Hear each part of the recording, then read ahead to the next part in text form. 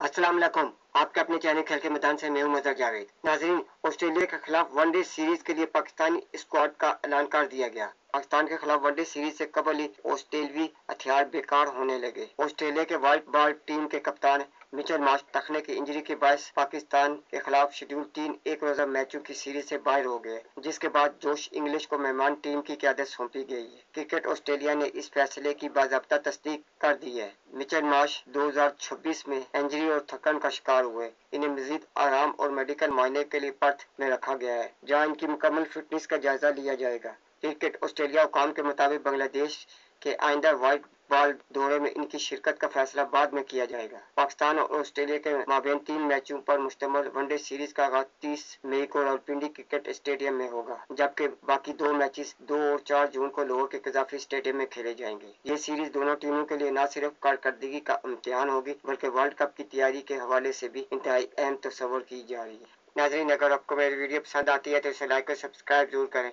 और bell icon के button को दबा दें ताकि आपको मेरी वीडियो बर वक्त मिलती रहे। इसके साथ ही मैं आपसे इजाज़त चाहूँगा। अल्लाह हाफिज़।